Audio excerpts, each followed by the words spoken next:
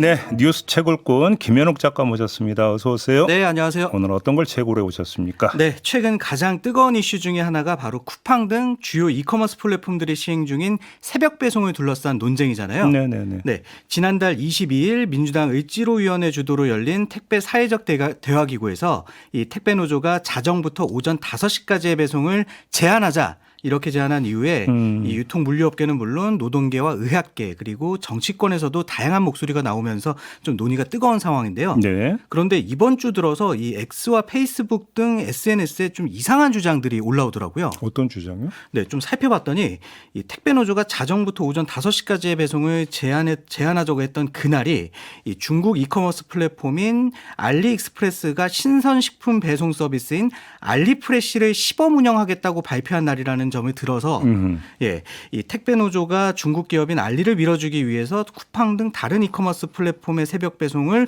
금지하자고 주장한다는 거 아니냐? 이런 주장이 SNS에는 올라왔어요? 네, 심지어 뭐 인터넷 언론도 이렇게 좀 기사를 하나 써서 네. 낸 게 있던데, 그 때문에 이제 의견들을 좀 보면 이 중국에게 새벽 배송 내주려고 이러는 거냐부터 해서 이제 자국 기업을 죽이고 중국 기업을 지원함으로써 인신매매까지 이뤄질 수 있다 이런 좀 황당한 주장들까지 올라왔던데, 네. 이 문제는 이 이슈에 정치인도 이제 편승을 하고 있다는 점입니다. 네, 주진우 국민의힘 의원은 자신의 SNS를 통해서 이 새벽 배송 금지는 중국 알리바바와의 또 다른 역차별을 부를 수 있다면서 이 역설적이게도 민노총이 새벽 배송 금지를 천명한 날 중국 알리바바는 국내 새벽 배송 시장에 뛰어든다고 발표했다 이렇게 주장을 했더라고요. 그래요?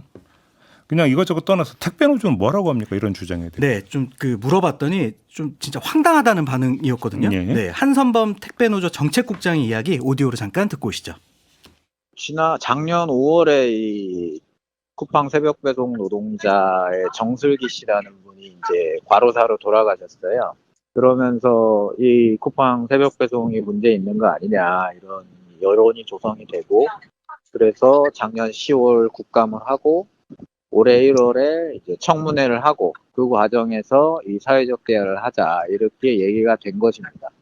그런데 이게 이제 윤석열 탄핵 문제 그리고 뭐 새로 대통령 선거하고 이러면서 미뤄져 가지고 이제 시작하는 거고, 뭐 발족식은 뭐 9월 중순에 했고 10월 22일에는 이제 첫 회의를 한 거였죠.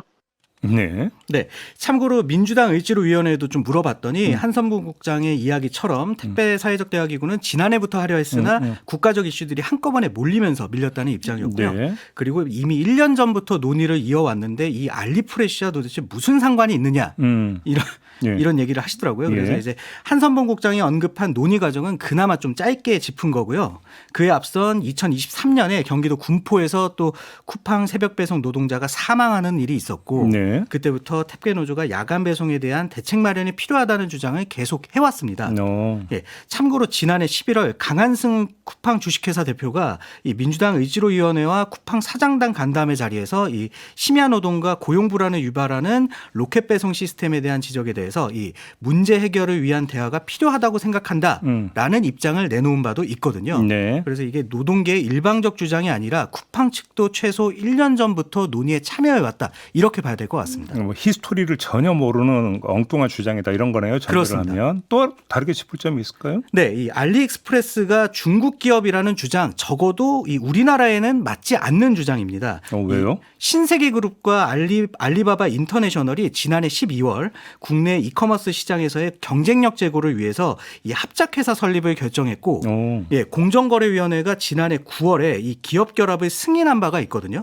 그래서 이 알리프레시는 이 기업 결합 승인 이후에 선보인 첫 서비스고요. 그러면 신세계 지분도 있다? 그렇습니다.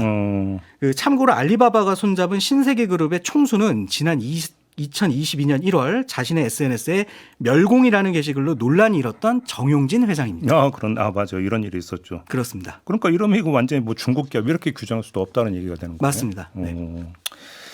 알겠습니다. 자, 여기까지 들어야 될 것 같네요. 김현욱 작가 수고하셨어요. 네, 고생하셨습니다.